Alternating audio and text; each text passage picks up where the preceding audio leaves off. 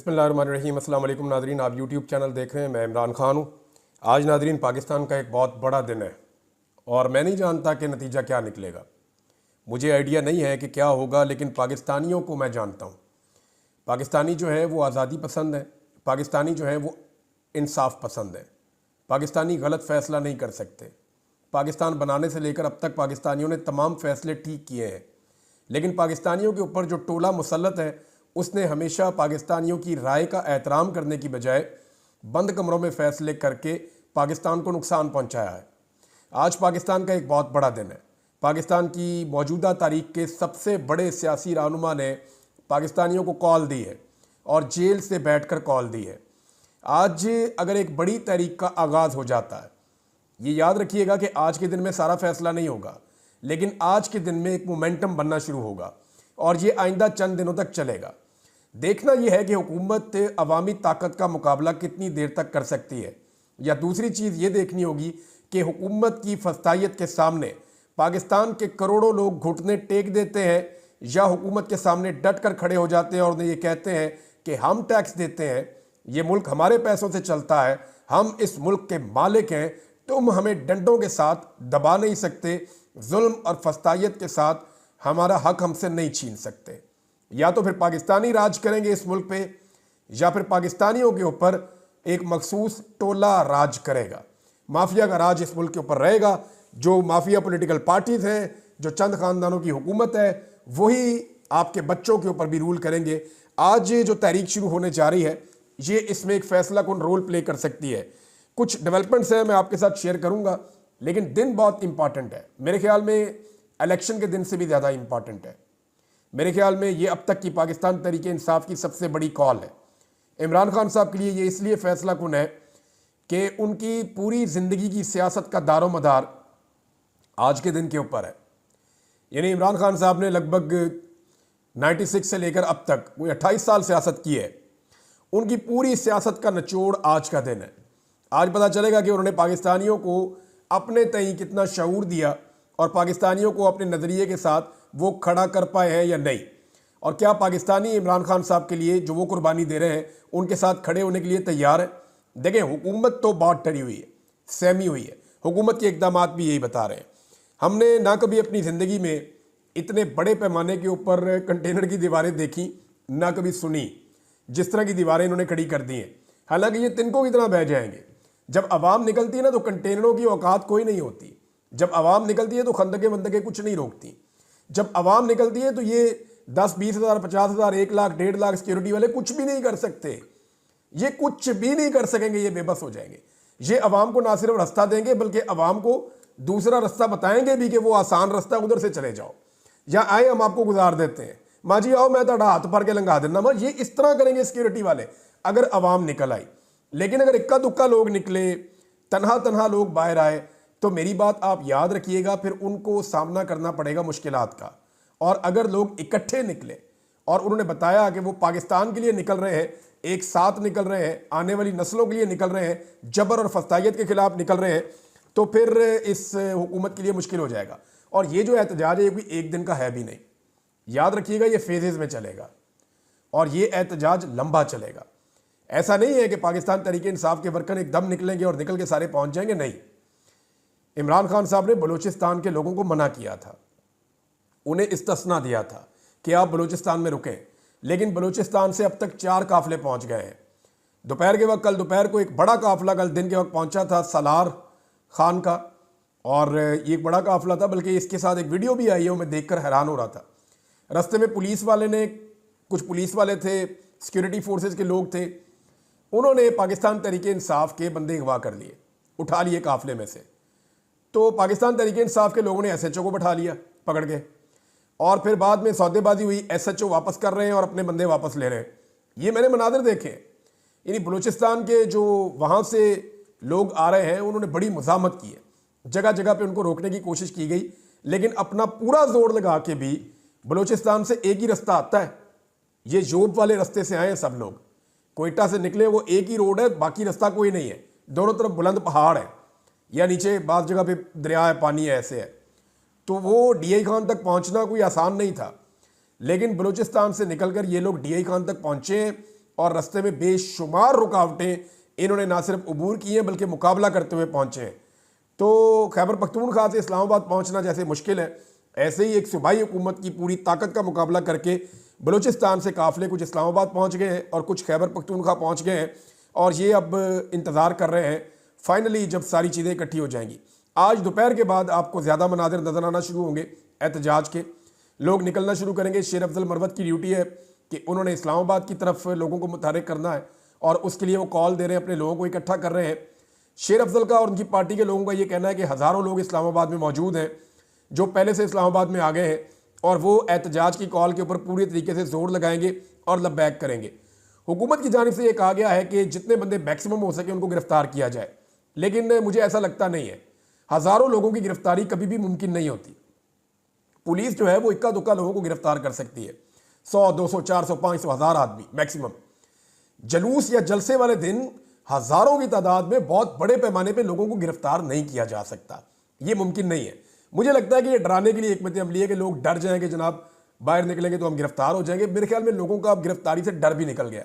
जितने लोग भी गिरफ्तार होते हैं वो इमरान खान के नारे लगाते हुए आते हैं। और इस वक्त जो मनाजिर मैं देख रहा हूँ, बहुत सारे लोगों ने वीडियो भेजी हैं।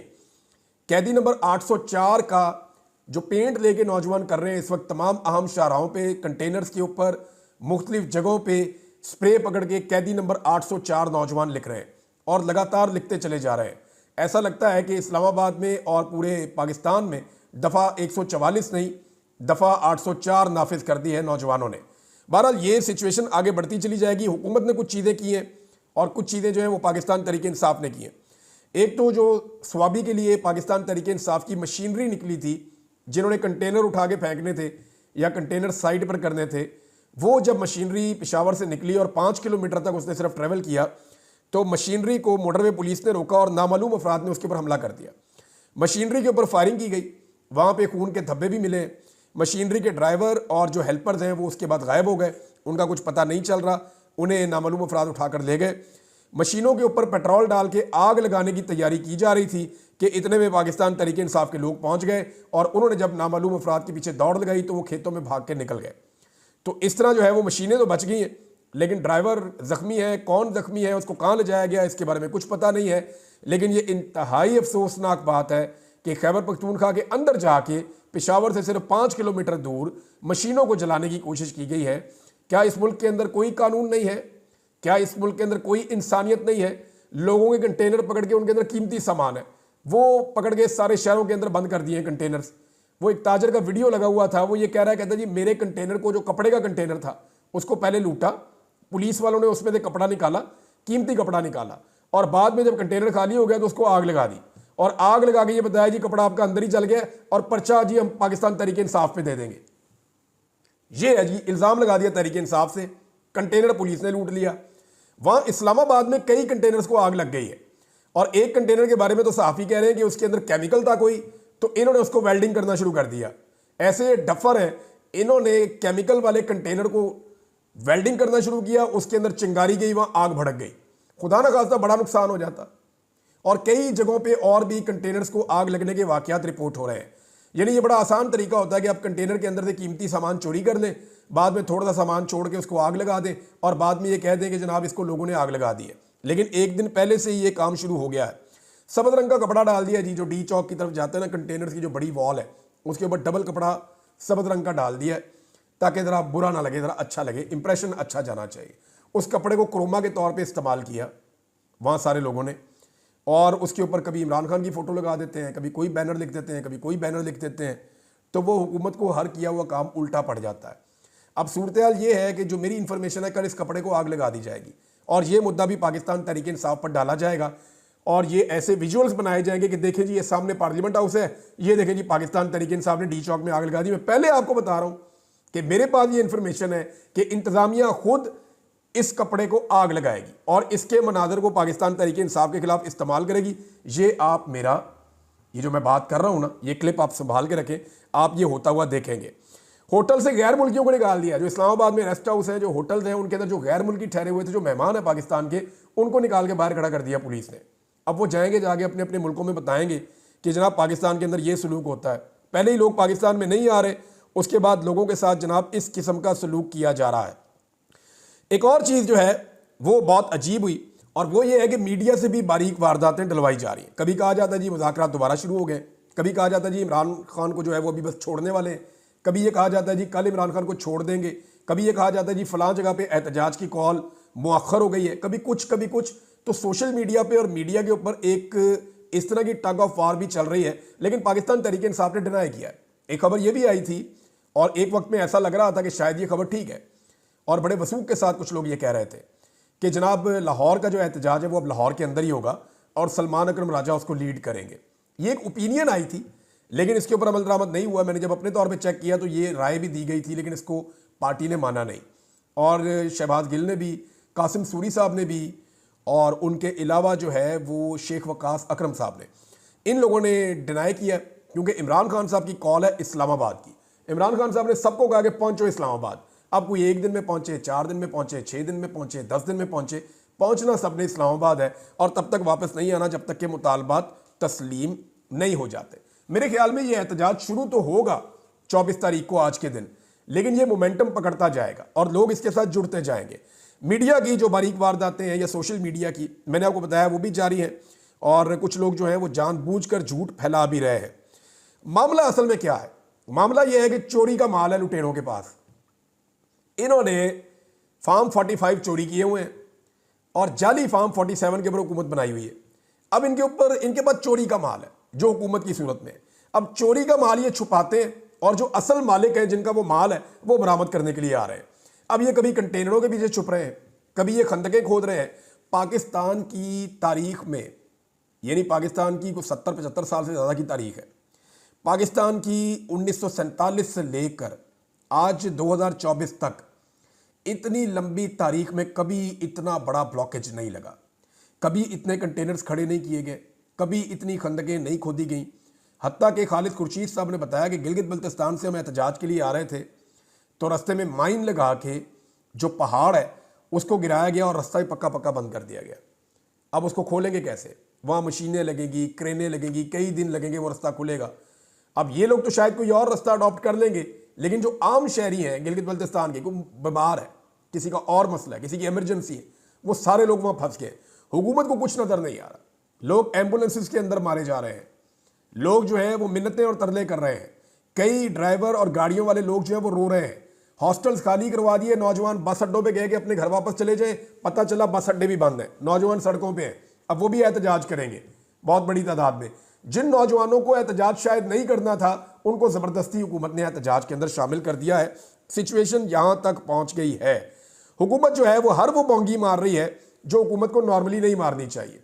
अच्छा, पाकिस्तान तहरीक इंसाफ के बहुत सारे लोग और आम शहरी जो है ना वो उलमा से भी शिकवा कर रहे हैं। वो ये कह रहे हैं कि उलमा इकराम ने हक का साथ नहीं दिया।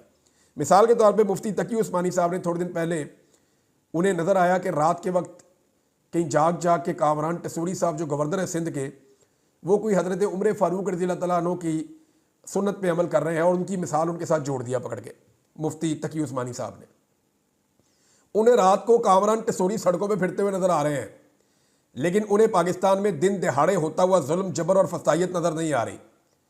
जब आलम दीन, और इस लेवल का इस पाए का आलम दीन, जब जुल्म और जबर को ना देख सके और ना उसके खिलाफ आवाज़ उठा सके, तो फिर उसको अपने इल्म के बारे में रुजू करना चाहिए कि कहीं वो गलत तरफ तो नहीं खड़ा हुआ।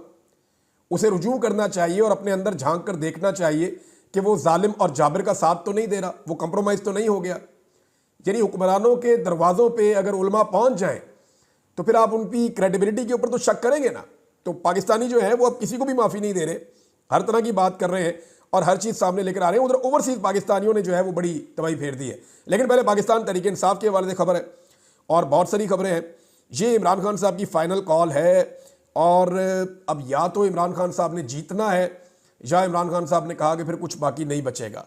और नाज़रीन, ओवरसीज़ पाकिस्तानियों के हवाले से बहुत इंपॉर्टेंट खबरें आ रही हैं। डोनाल्ड ट्रंप के घर के बाहर फ्लोरिडा में ओवरसीज़ पाकिस्तानियों ने एक दिन पहले एहतजाज कर दिया है, और ये जो एहतजाज किया है ये एक आइलैंड टाइप का बना हुआ है। वहाँ पे डोनाल्ड ट्रंप का घर है और पानी के इस तरफ जो है वो जगह बनी हुई है।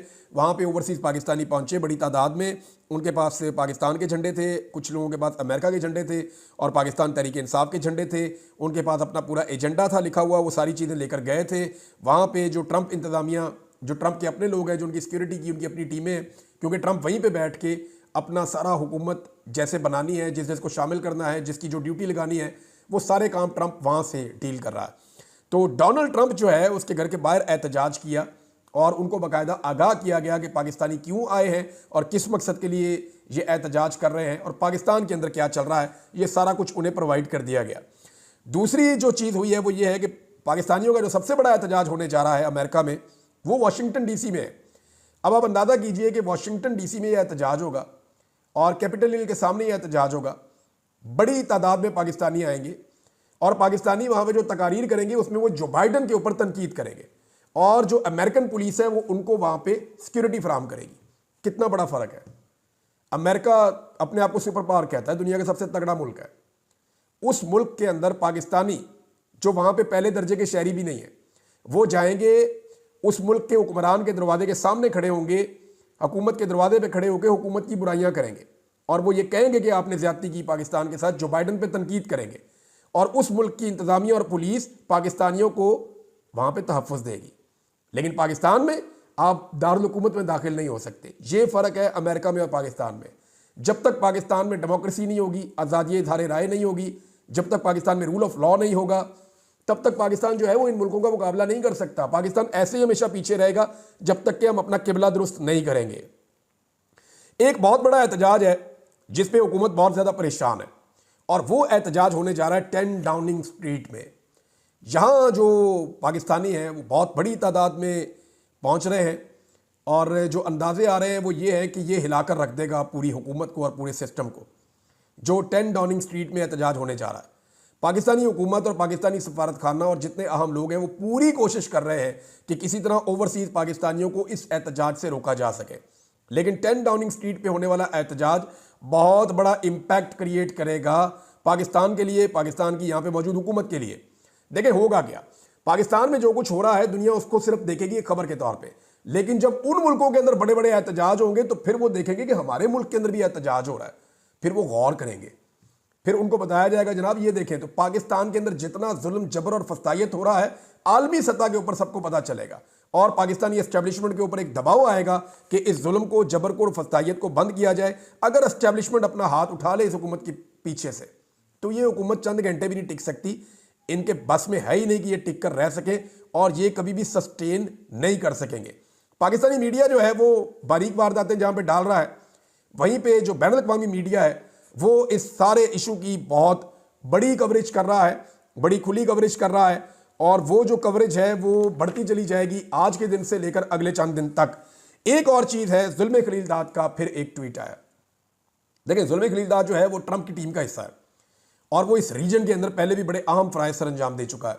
बहुत मुमकिन है ट्रंप दोबारा उसी को मुंतखब करे और इस इलाके में दोबारा भेज दे। तो जुल्म खलीलदाद का जो कहना है वो ये है, उर्दू में ट्रांसलेट कर देता हूँ मैं, कि 24 तारीख को सारी दुनिया की नज़र पाकिस्तान पर होनी चाहिए।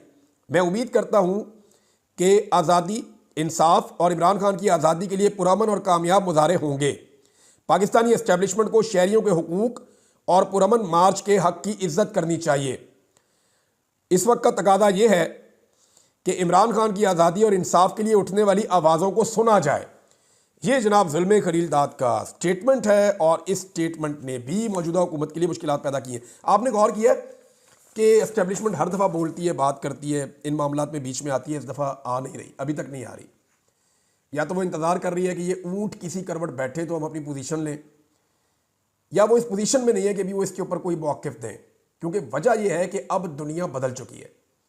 जो अमेरिकन एस्टेब्लिशमेंट थी वहाँ पर एक तब्दीली आ रही है और वो जो एक आशीर्वाद था जो बाइडन का, वो अब मौजूद नहीं रहेगा। तो इस बदलती हुई सिचुएशन में हमारी एस्टेब्लिशमेंट को एक कन्फ्यूजन है कि अब करें क्या, और वो इसी कन्फ्यूजन में अभी तक आप देखें उनकी तरफ से खामोशी है, लेकिन हथकंडे सारे इस्तेमाल किए जा रहे हैं, ताकत का भरपूर इस्तेमाल किया जा रहा है। लेकिन ये ताकत अवामी ताकत के सामने कुछ भी नहीं है, कख भी नहीं है। अवाम निकली तो कोई नज़र भी नहीं आएगा आपको। आप देखिएगा ये चंद घंटे की बात है, अगर पब्लिक निकल आई तो कहानी ख़त्म। अब तक के लिए इतने ही। अपना ख्याल रखिएगा, अपने इस चैनल का भी। अल्लाह हाफ़िज़।